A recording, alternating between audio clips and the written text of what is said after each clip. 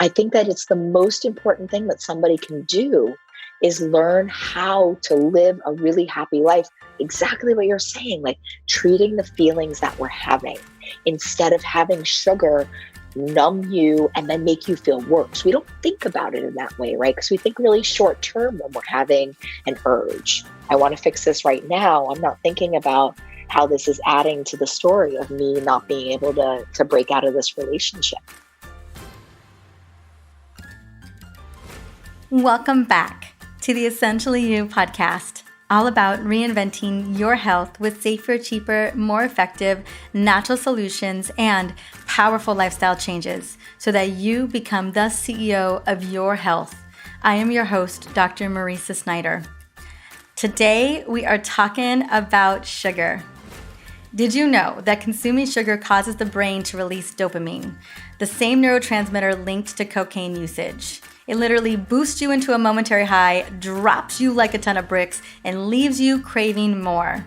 A dangerous cycle for sure, and many of us can relate to being stuck in the sugar craving tailspin. Now, the World Health Organization first recommended that adults reduce sugar consumption to only 10% of our daily energy intake in 1989, and then again in 2002. And most recently in 2016, they're suggesting that it be further reduced to 5% of our energy intake every single day. This means that we as a global population have been ignoring their warning signs for almost 2 decades. Excess sugar consumption is very dangerous. That and the food industry, and don't even get me started on the food industry. They have become increasingly stealthy in how they've added hidden sugars to everyday foods.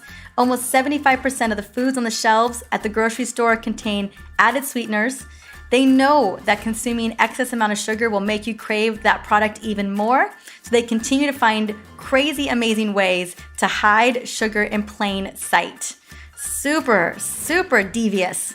So how do we begin to address the sugar addictions and cravings? Well, today I am bringing on a special guest, Molly Carmel, who is a behavioral therapist and an expert on food and sugar addictions, to talk about breaking up with sugar in a sustainable way that we can all do. Now, I know on this show that I have shared my breakup with sugar story before, and it was one of the best decisions I ever made. I honestly didn't even realize how addicted I was to sugar until I gave it up cold turkey. Since my initial breakup 10 years ago, I have mostly stayed off of sugar, but it has weaseled its way back into my life occasionally. During those times, I see that sugar gets a stronghold on me because of its addictive nature, and I break up with it once again. One of the things that I've learned with working with women for many years to break up with sugar, it's often more than just sugar. It's cravings, and cravings are typically an unmet need. And that unmet need is driven by often fatigue. Goodness knows that was definitely for me. I always needed that little extra something to get me through the day, that little extra something to get me that energy boost to keep showing up in the world. It could also be stress. It could also be emotional burnout. Goodness knows it could be all three. So having strategies to manage cravings are so important. And we're going to be talking about that in today's episode.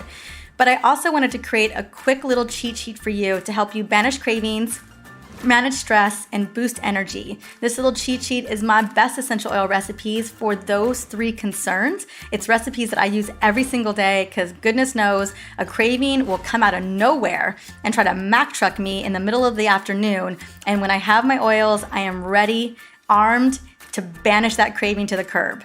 So this cheat sheet has everything you need to get started. It's super easy to follow because you know I love ease and grace. Now you can find the link for the cheat sheet in the show notes for this episode, which is 156. Well, now that you're set up for success with this amazing resource that I've created for you, I want to take a moment and celebrate you.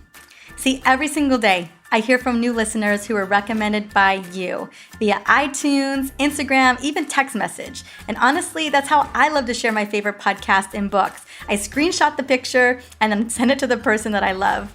So let's highlight one such listener right now. Hannah from Cleveland, Ohio wrote via Facebook a couple weeks back, and here is what Hannah had to say. Recently, I was diagnosed with Hashimoto's disease, and no matter how many times I was asked how I got it, I was just told not to worry and take the thyroid meds to get my levels back up. It was frustrating and it really upset me. A friend of mine told me about your podcast and that you had Hashimoto's too. I listened to all of your thyroid episodes and finally figured out how I got my autoimmune disease. I have now found a great functional doctor, and I have Dr. Isabella's books, and I'm finally healing my body. Thank you so much. Well, thank you so much, Hannah, for sharing your aha, sharing your wins. Just a major, major shout out to you today. As a person who spent most of 2019 getting myself into Hashimoto's remission, I completely relate to your story, and I'm grateful that you've got a doctor who you're working with and that you've got Dr. Isabella's Hashimoto's books. Yes, I love her. She's one of my dearest friends. You're in great hands. Now, I would love to gift you a signed copy of my EO hormone solution. Part 3 of that book I used a lot for helping me to get into remission as well. So you can just reach out to me on Facebook or Instagram at Dr. Marisa, and we will get that book to you ASAP. Now, if you are listening, thank you so much for tuning in. As I mentioned earlier, this podcast is all about getting you the answers that you deserve about your body. And if any episode or interview has helped in any way, I would love to shout you out too. You can reach out to me via Insta, Facebook, or simply review this podcast on iTunes or whatever podcast platform you plug into. That way, we not only continue to support you, but we open the door for more women to gain the knowledge and the insight to become the CEO of their health. So I'm so excited to welcome Molly Carmel on the show to connect about creating sustainable, healthy habits around sugar cravings. Before I do that, I want to sing her praises. Molly Carmel is the founder of the Beacon program in New York City and the author of the groundbreaking book, Break Up with Sugar, A Plan to Divorce the Diet, Drop the Pounds, and Live Your Best Life. It is available right now everywhere books are sold. After battling an eating disorder for over 20 years and finding no solution and available treatment, she began a professional path and has never looked back.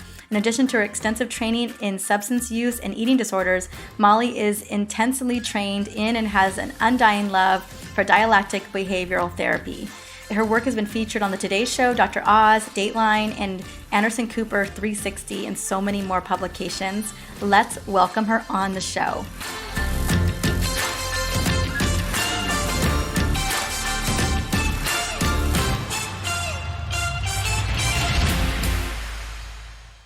Welcome to the Essentially You podcast, Molly Carmel. How are you doing today? I'm wonderful, Dr. Maritza. Thank you so much for having me on. Oh my gosh, it is such a pleasure. You have no idea. When your book came into my house, when it got delivered and I saw the title, I was like, we are the same people. We're the same kind of spirit animal. I was so excited to get the book. It is all about breaking up with sugar, and I'm so excited for you to have this conversation with me today. This is an area of focus that I love to talk about. I recognize people already know how I feel about sugar. I talk about it all the time here on the show, but I'm really excited for you to really kind of dive us into kind of some of the biggest concerns here. But before we do that, I would love to hear, I have a feeling you've got a break up with sugar story. Oh, do I ever? That's an understatement. So I have a really long and arduous history with food and weight. I was put on my first diet at the age of 7. And, unbeknownst to me, my relationship with food from the age of 7 looked like go on a diet, fail on a diet, turn to sugar. Go on a diet, fail on a diet, turn to sugar, over and over and over again. I mean, and I'm talking serious, like to the tune of 325 pounds, to like real deep demoralization, right? To like near suicidal feelings. And so much so that I actually became an eating disorder specialist, like trying to really heal myself. And it's an interesting thing about this relationship with food, and specifically this relationship with sugar, because sugar, like, it soothed me, made me feel, really nurtured when I would have these failures, which, by the way, were not my fault. I could talk about the diet industry all day. And so in many ways, I thought that sugar was my solution. It really felt that way. And I think that that's kind of the bind we get in when we get into an unhealthy relationship with sugar. It feels like our solution, and yet it's our problem. And I knew that it was my problem because when I broke up with it, everything got so much better, right? I wasn't like worried that I was going to be putting on weight, or I wasn't worried about these demoralizing binges that I would go on. I was able to take risks. I was more hopeful. All the relationships in my life got better. I mean, it's really was like turning my life from black and white into color. It was an incredible find. When you decided to break up with sugar, when did you realize that that may have been part of the problem? That may have been the issue. What was that realization? I know for me, I have my own breakup with sugar story. I've told it many times over the years. It was kind of this defining moment. I was in practice working with another doctor, and we would do these like 2 p.m. runs to Pete's Coffee. And over the course of a couple of months, this little French bakery had opened down the street from the Pete's Coffee on our way back to the office. And initially, they were giving us little samples of little treats that they were making in the French bakery. And all of a sudden, it became this afternoon ritual every single day where we would go and get this coffee, which, by the way, was like Americanos. We weren't putting sugar or anything in them Right. because we were so specific about not doing that. But then we would stop off at the French bakery and get a little something. Like it became our routine. About 2 months or 3 months go by, and the friend of mine, the other doctor, she was breaking out all on her neck and kind of her chin area, and we were putting on weight. Our clothes weren't fitting anymore, and like we knew we could attribute it to this little trip we were making every single day. So we decided to cold turkey break up with sugar from October 15th to Thanksgiving that year. This was back in 2011, and that first week, I literally thought I would have dreams where I would cheat and have a cookie, and Yeah. because we had made this accountability bet. I don't even know if we had money on the table or not, but I remember that first couple of weeks were so hard.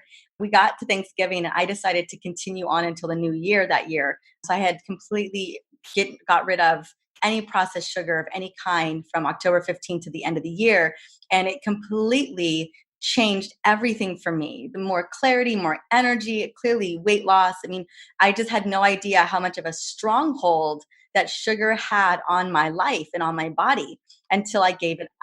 Totally. I think for me, I've been an addictions therapist and an eating disorders therapist my whole life. And I was trained in the low fat eating model. And I was in practice helping people to find healthy relationships with food and weight.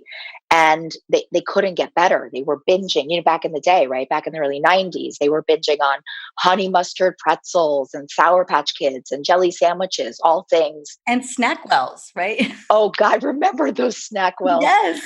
And by the way, the beauty and kind of the spirituality of my own path is that my own path has always paralleled my professional path. And so I was going home and doing those same things. And it's like, I couldn't sleep at night. Like I wasn't getting better. They weren't getting better. I was an eating disorders therapist gaining weight hand over fist.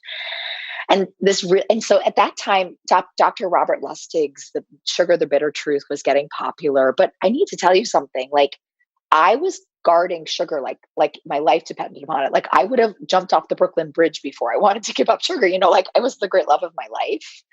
The thing that I've really found is that the thing that really parallels with an unhealthy relationship with sugar is an unhealthy relationship with dieting, right? We really need to divorce dieting too, because we need to be able to create a relationship. But in this moment, my brother and my best friend George had done paleo. And I was always down for a quick fix, so I decided paleo meant no sugar, no flour, no grains, no nothing, right? And so I did it. And as an addictions therapist, like what you're saying, I got like sweats, I got irritable, I couldn't sleep. And in my addictions therapist brain, I was like, Molly, you're going through detox right now. Like this is a very serious problem.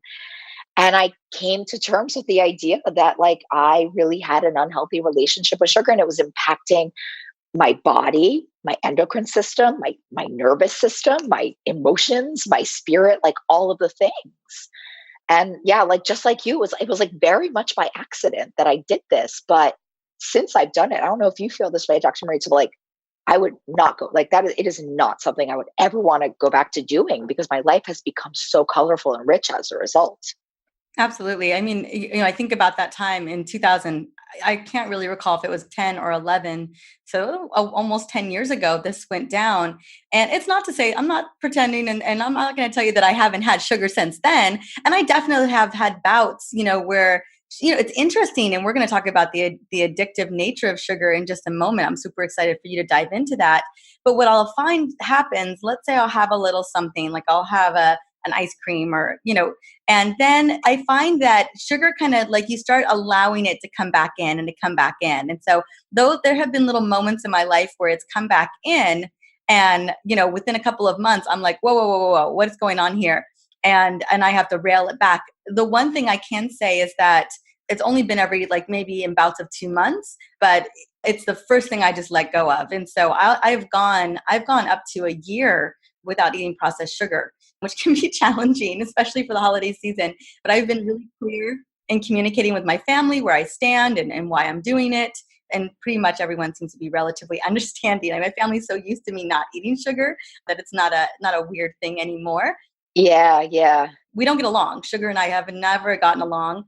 It's really, well, for many of us, actually, it's literally an abuser. And I know for me, I haven't had it for about 10 years. And of course, I've had little slips, but it's such an interesting thing about the blind spots that come with this relationship, right? Like, I can sort of what I call like rational lie. Like, I can rationalize, like, oh, that's like low sugar granola. It's okay.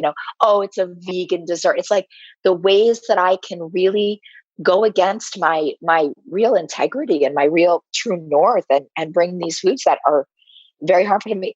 Sometimes we train the people around us when we've been compulsively dieting so much. They're like, oh, it's no big deal. And the more, I think maybe it sounds like your life is like this too. Like, the more I don't eat sugar, people just know me as the no sugar person. In fact, on my birthday, my 40th birthday, my friends had a big party for me, and they had like a big watermelon carved for me that into a cake. And it's amazing that people will come along when you make changes. I think if you really stick to them, or don't have friends that won't, or something like that, right? Mm-hmm, absolutely. Yes. I love that. Let's talk a little bit about why sugar is so addictive. Because I think we all inherently know that it is, but I don't think we necessarily understand to the extent. For sure. So the first thing I want to say is that the sugar that we're eating today is not the sugar in the 1940s, right? That the food industry has doped up and souped up this sugar to make it addictive, even to somebody who doesn't have a sugar addiction, right? Like, so it hits your tongue and it lights up the dopamine receptors in your brain, right? So, and by the way, like, I love this anthropological fact that, you can't find a berry that's both sweet and poisonous, right? So we're attracted to sweetness because it's safe. It's just what's happened in our current day society has made it like a hotbed for us to have an incredibly unhealthy relationship with food. On your podcast, you talk so much about a woman's endocrine system. And the thing about sugar and the endocrine system, listen, all we're doing is talking about stress. Like, we're stressed out, we don't sleep enough, we're always on our phones. And sugar impacts your endocrine system, making your body crave more sugar. When your insulin receptors are dull and there's lots of insulin in your body, it attacks the brainstem, and then you're not actually able to feel full. You're craving more, more, more. And then finally, the environment supports it, right? Food is everywhere. It's easier to go grab a handful of M&Ms than it is to ask for a hug, right? And so we're really susceptible in many ways. It's like not really our fault. We're just in a real predicament because we get stuck in this cycle in every area of our lives, physically, emotionally, spiritually. We're very susceptible to getting engaged in this unhealthy relationship with sugar. I agree. And, I look a lot at the endocrine system. It's one of the areas that I look at significantly, knowing that sugar impacts the endocrine system, and also the endocrine system, particularly when we're in a state of chronic perceived stress and we have cortisol kind of coursing through the system. I know that cortisol kind of hijacks our brain, particularly our prefrontal cortex, and it lessens our willpower. It's kind of like a two-way street in a lot of ways. And if cortisol is impacting our willpower, it's really, really difficult for us to say no to those cravings as well. Right. And I think also the studies on sleep are showing that we crave more sweet things when we have not been sleeping well. And so, of course, like a craving isn't a command, but what you're saying, right, when your willpower gap is nil, right, when you're craving sugar, when you haven't realized it's a problem and you still think it's the solution, you're really set up for failure in this particular relationship. Like, of course, you're going to listen to the sweet sound of sugar when it's calling you in the middle of the night, telling you that's going to help you to feel better, help you to numb out, help to soothe you. Because the fact is, short term, that's what it does. But the long term implications, body, mind, and spirit, are not worth it, in my opinion, in the end. Hmm. It can be such a challenge. I know that when people are feeling stressed, where they're feeling, I always say cravings are an unmet need, whether you're stressed or you've got emotional stuff or you're exhausted and you just need something to fill in that gap. It's so easy to say yes to that.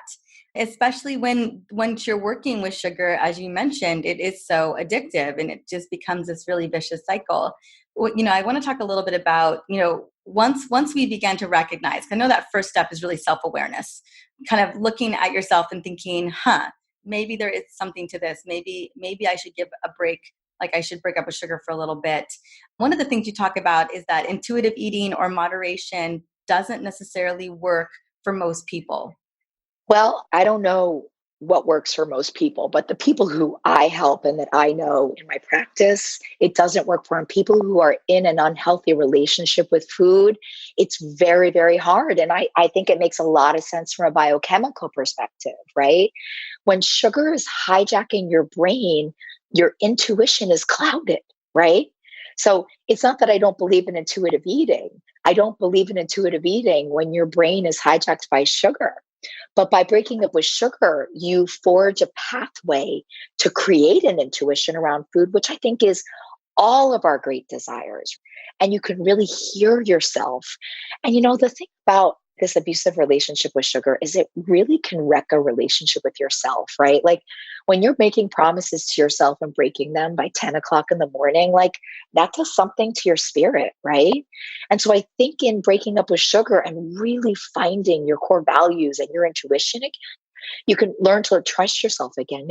I have a client, Amanda, and she tells this story about, she was about 60 days into breaking up with sugar and she's at a steakhouse with her husband and she's eating, no sugar on her plan. And she has this feeling of satiety. She feels full and she starts crying, right? Like this is an unimaginable thing for her. But what happened, which you and I both know, is that her dopamine system and her endocrine system finally regulated, right? And she was able to be eating food that loves her back and able to truly know what works for her. And I think when we're locked and loaded in this relationship with sugar, I think when we're trying intuitive eating, when we're in an abusive relationship with sugar, we're setting ourselves up for more demoralization and more failure. So it's not that it doesn't work per se, right? It's just that as a first step, it might not be working for people. We need a little bit more of a foundation. We've sort of wrecked up our foundation by what we've been doing to ourselves. Given the struggle, given the complication, and you and I both from experience giving up sugar, I know that that first kind of week or two can be really challenging. Are there tips for setting people up for success when they decide they want to break up with sugar? Like one of the things I did was I got rid of all of it in the house. I don't, and it's until this day, like my mom and my sister call my house the boring house because there is no sugar to be found, like at all inside of the house. Not even, we don't have grains in the house, we don't have bread or chips or anything like that in the house. And so at some point there's going to be that unmet need, however it looks. And if those options aren't there in the house, we just make other options. Usually I drink sparkling water or something like that with lemon. And so how can we ensure, like if we decide, okay, after the new year, because it's probably when people are going to try to do this. Right. And this is when this will be available for people. After the new year, I decided I want to break up with sugar. Is there an amount of time that one should do it? Are there things that we can do to set ourselves up for success? what I've found in my long career doing this with people is there's never a good time, but January 1st is as good of a time as any. And, I agree with you about taking the food out of your house. I actually think it's one of the most loving things you can do. And what my clients always say to me is like, well, what about my husband? And what about my kids? And like, not everybody's so loving about our changes, and that's okay. So if you can't get all of the food out of your house, can you get the sugary food that really talks to you? And you know what I mean by that, right? If it were my house, that would be like all the shortbread, all the muffins, all the granola immediately, if not sooner, right? And then I think if you're really in an unhealthy relationship with sugar, like the story I was telling about my breakup with sugar, like it is likely that you're going to have some detox, right? And so to think about treating yourself in a loving way for those first, week or so, like maybe can you not be, learning a new skill, maybe can you not be going to do really hard things, right? Really keeping it simple, maybe not traveling.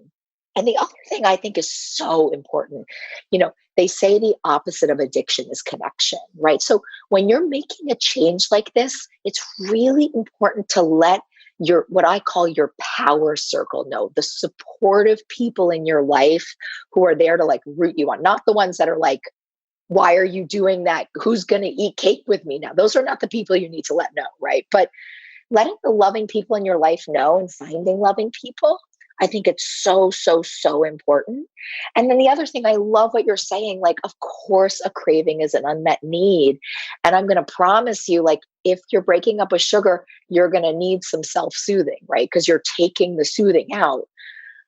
When we go back to sugar, we actually reignite the chemical piece of this too. So we want to try to, by all means, if we're breaking up with sugar, not go back to sugar. And so thinking about these things, which a lot of people like nod their head when I say this in real disbelief that I'm making the suggestion, but this is where like self-massage and taking a bubble bath and snuggling with your cat, like even though it doesn't feel like as quote unquote great as sugar to turn to these things, we actually have to learn new soothing techniques that sugar held the space for, or else we can't ever have a full breakup. We're always going to go back to our lover. You know what I'm saying? Mm-hmm. Absolutely. That makes so much sense. So really setting ourselves up for success by having those people around us that are going to support us. And that makes absolutely so much sense. Do you ever recommend having an accountability partner, finding Oh someone my who's going to do it gosh. with you?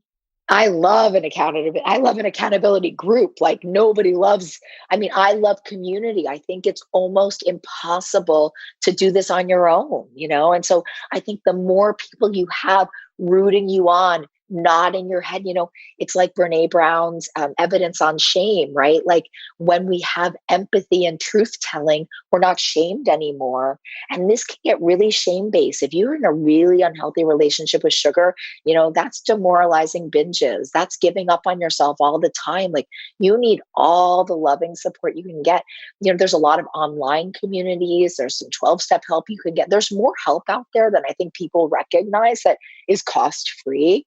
And it's like, we need each other through this. We need each other through this to find a loving and healthy relationship with food and with ourselves. Like that's the hidden promise in all of this.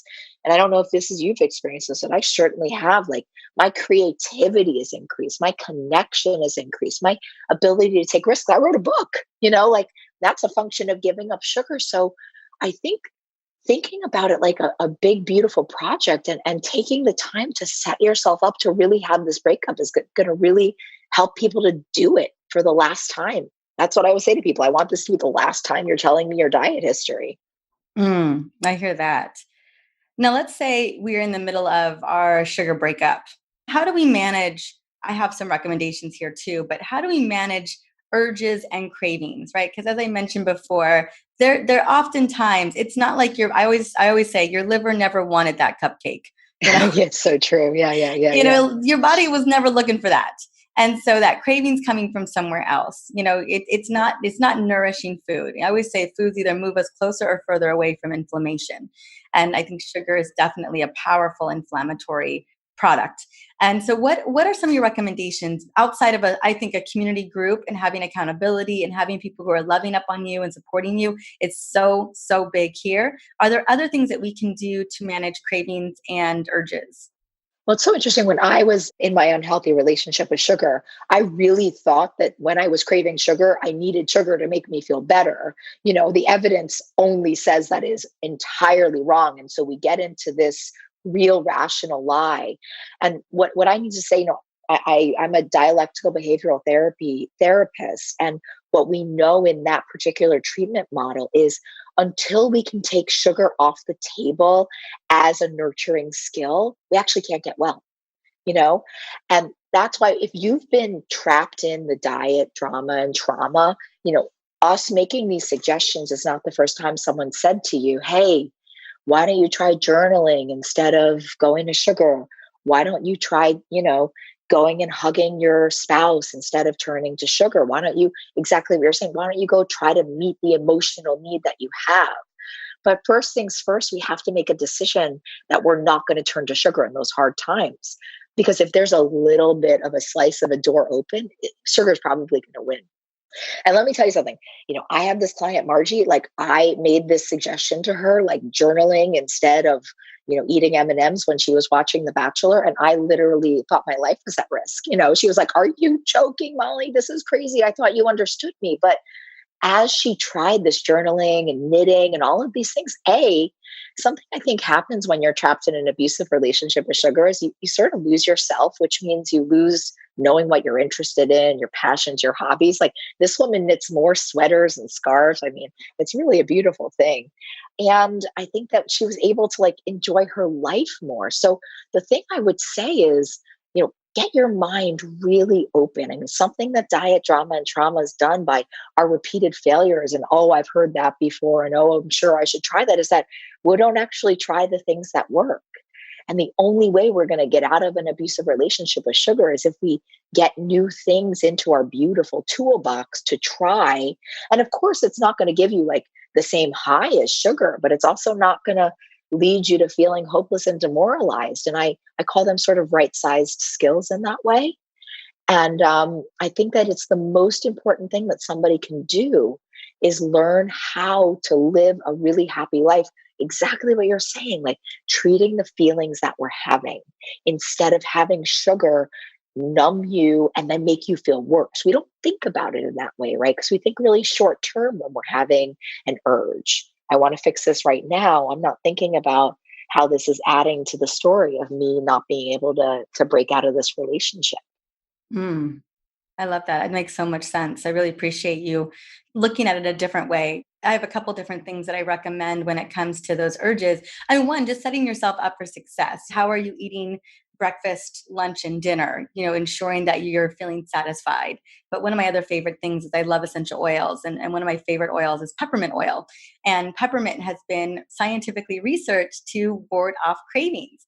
And you just breathe it in. And I always say, a craving lasts about 90 seconds to 2 minutes, give or take. Now, you can correct me if that's correct, but it's what I read. And I will say that you can do a lot of damage in about 2 minutes time. To say the least, Yeah, yeah. to say the least. But if you have an oil, you have a little, you have something you can, like a peppermint or a grapefruit that you can breathe in, it will reset those urges and those cravings. Now, if you still stay in the kitchen and look at the cupboard after you do that, that craving's going to probably come back. But if you walk, I would say grab that oil, smell it, and walk away. And, I've worked with so many women over the years who, if those cravings come on out of nowhere, so often I've had women, I'm sure you've same thing, where they're just like, I don't even know where they come from. Like it's just at 3:00 or 5:00 or whatever. I always tell women to journal to kind of figure out what those triggers are, but it'll just come on and just kind of Mack truck you. And I feel if you don't have some type of skill or some type of tool to turn to, it can really throw you off guard. And so I really love that idea of having a journal or having a distraction, something that you do instead of when those cravings come on. Yeah, the other thing I was thinking about when you were just saying that is, something that the diet industry has had us do is forget the idea that we can repair things, right? And so I always like to say, we can be doing something at 4:00 in the afternoon and be doing something different at 401.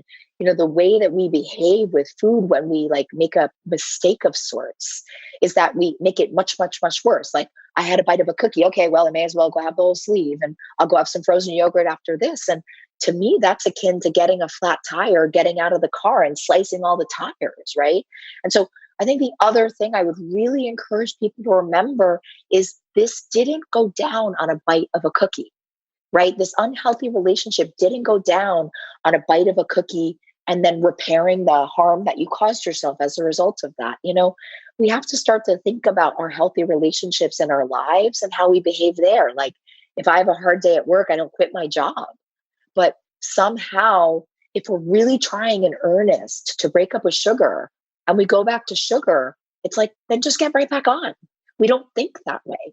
You know what I'm saying? Like, we don't think about it in these very simplistic terms, which is, hey, can you just try really hard and make this commitment that you're not going to give up no matter what, that no bump in the road or little slip is going to stop this breakup. It's like, it's a little bit of what we call in Buddhism, like a beginner's mind. Like, you really have to go at this like you've never done it before, because we have a lot of history that supports that we can't do it, and we can't buy into that history if we're really going to have a successful breakup. I absolutely agree. Any last words to inspire? I know there's probably women listening right now who are still thinking, I'm not going to break up with sugar. Any words of wisdom or anything you can shed light on today for us? Yeah, I want to tell you two things. First of all, in my lifetime, if you would have told me even 11 years ago that I would be broken up with sugar, that I would never worry about gaining weight, that I would have peace around food, I didn't even know that existed, right? I would have told you were crazy. And it's not just me. I've treated thousands of people that have found this peace too. But the thing I really want people to know is I've been an addictions therapist almost 20 years. I can't believe that. But here's the thing I would tell people: never, ever, ever give up. Never, ever, ever give up. The thing is, like, we don't know what time is going to be the time that works. And if you are relentless about loving yourself and about getting into a healthy relationship with food, I promise, like, we have warriors inside. This is exactly what you say, Dr. Maritza. Like, we can find that strength inside and use it to create this healthy relationship. Relationships are not straight paths. They have bumps and twists and turns, the same with your relationship with food. But there's only two relationships that you need to have in this life. And one is with food and one is with yourself. So fight for it, my friends. Fight for it. Fight for it. You're so worth it. And I believe that everybody can find this freedom. I love it. I love it. Well, I am so, so excited. Thank you so much, Molly, for not only coming onto the show today, but writing this book, Breaking Up with Sugar, A Plan to Divorce Diets, Drop Pounds, and Live Your Best Life. I am so proud of you, and I'm so grateful to you for using your expertise and shining a light on this important topic. Thank you, Dr. Maritza. It was great to get to talk to you. Absolutely. Have a wonderful day. Thank you. I'm not going to lie. I really loved Molly's take on breaking up with sugar. She and I both recognize the devastating impact that sugar has on our bodies. It leads to obesity, dementia, heart disease, and inflammation across the board. Now, if you've been thinking about breaking up with sugar and want a perfect game plan to support your journey, I highly recommend that you grab Molly's new book, Breaking Up with Sugar, A Plan to Divorce the Diets, Drop the Pounds, and Live Your Best Life. It is available now, and it's amazing. I will have the link in the show notes. Also, if you are ready to conquer those cravings, I've got the cheat sheet for you. I know that cravings are unexpected and those urges can happen out of nowhere, especially after the holidays. Definitely grab the cheat sheet so that you are set up for success even before the craving hits. Now, both links are going to be in the show notes for episode 156, or you can go to the website drmarisa.com/podcast. Thank you so much for stopping by and listening into the Essentially You podcast. On the upcoming episode, I'm excited to interview both Vanessa and Adam Lambert. They are an incredible couple committed to helping you transform your life.